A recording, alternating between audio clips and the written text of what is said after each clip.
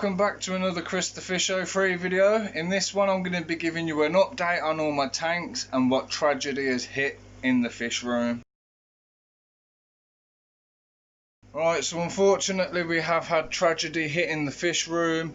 We've lost a couple of the fish, but I'm going to explain why, so keep watching this video. Make sure you hit subscribe, and basically I'll go through all the tanks and tell you what's going on in all the rest of them and what slight changes are going to be made as well. Plus we've got a new addition here now, and we've got a few new additions coming as well. I'm hoping it will work. I've got a load of tiles as well.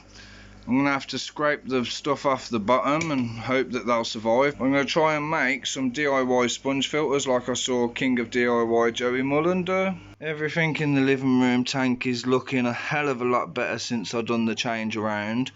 We've even got the two shrimps out a lot more as well, even though one gave me a panic attack the other day by shedding its skin. We've got baby Billy in here somewhere. I think he's up in the top corner as usual, but we see him out quite a lot swimming around. Looks a bit dark at the back at the moment because the back bulb's gone, so I've got to change that, but at the same time I'm also looking at upgrading it to an LED like all the other tanks. Alright, so this isn't the best video, but I thought I'd give you guys an update on the 400. So unfortunately we have managed to somehow get white spot in this tank. Now there's a few of them like the barbs that have got it at the moment, and I've lost the two small clown loaches and two of my Bala sharks from it as well. The third Bala shark's in a quarantine tank on his own because I thought it was just him, but I've noticed a few of the other fish have started getting it as well.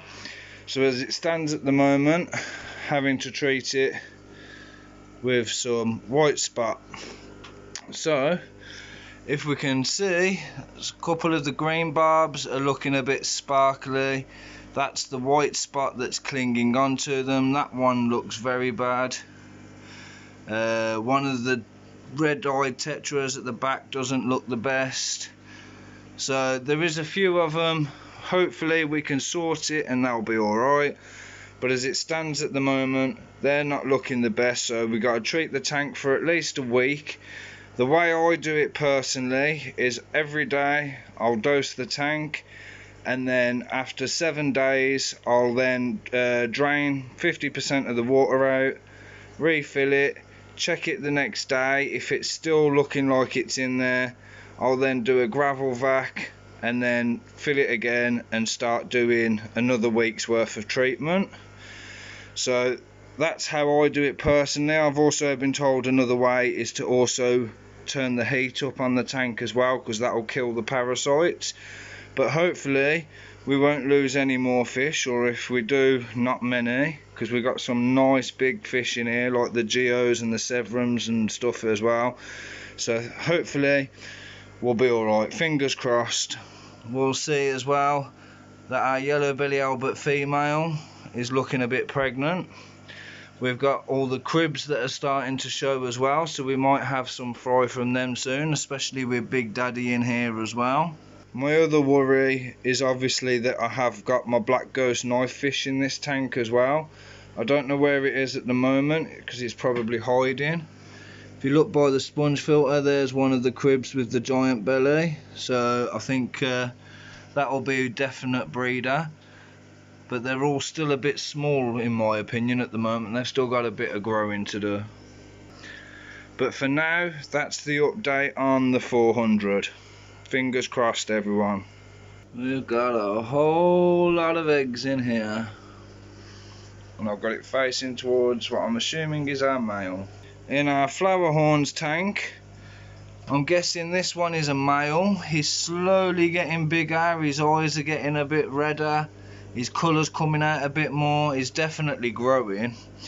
And then this is definitely 100% a female. I mentioned in the last video about the eggs or whatever up there. I have still got to clean it off, but I've put the clay pot in, and you can see on the side we've got hundreds of eggs on there already.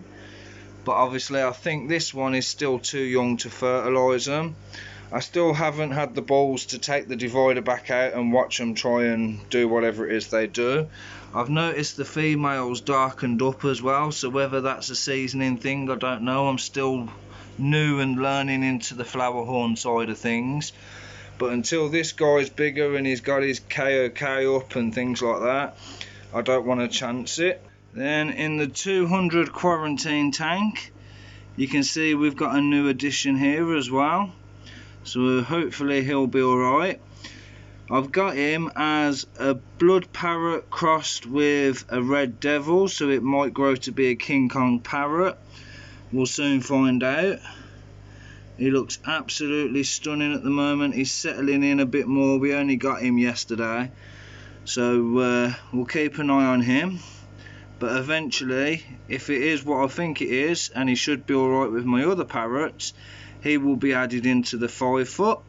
And then speaking of the 5 foot, I've also considered, of all these big Malawis, I might start selling these on and just having a tank full of parrots, because I love my parrots so much, as you may guess by our channel's logo. So hopefully we've got one of these peacocks going. I've got 20 quid coming for him. And then with that, I'm going to be getting another parrot, and then there's 3 more JDs that will be coming for the tote as well. And then obviously in about a week or 2, we'll have that guy come over as well to join him in this tank, and we'll get some more parrots. This is going to be an amazing tank, not that it isn't already. In the tote, nothing's changed in here. Everything is still fine, healthy, getting along. There's no aggression, no arguments, or not that I've noticed anyway.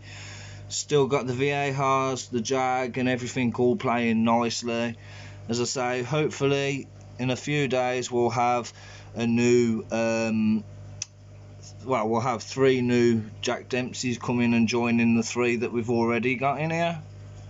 Over in the 240, we've got all the angels, we've got the rainbow fish and the pearl gouramis and the blue dolphin cichlids in here. Everything in here still seems to be getting along fine. We haven't had any issues, any problems. Touch wood, it stays like that. But obviously, oh, we can see the colour coming up on the rainbows as well, so that's a nice sign. The blue dolphins are definitely getting a bit bigger as well. I think they've gone about half a size bigger since I've had them. So we just keep feeding them up, and then eventually they can move over with the bigger boys, but they've got to grow up themselves first, otherwise they'll just become food. And then, as I says, we've got our last Bala shark, or one of the small Bala sharks. He was moved into here as a precaution, and this tank's also being treated. But I moved him out hoping that I'd caught it quick enough. Obviously not, because I'd already lost the other 2 Bala sharks, and now it's spread to the 400. But hopefully we can manage to save this guy. Right, so that's all we've got for now. I'll give you another update obviously when I've got something to record, or when the new fish are here. Hopefully the white spot in the 400 will clear up and everything will survive, as I say, touch wood. But in the meantime, thank you very much to everybody for watching. Thank you to all those that are hitting the subscribe button. The count is going up. Thank you again to everybody that's watching the videos, because the last one, Where Have All My Fish Gone, has overtaken the one before that, which had already smashed records. So my last 2 videos are already personal bests. So thank you everybody. Make sure you keep hitting that subscribe. As I say, like, subscribe, hit the bell, and I'll catch you in the next video. Bye bye.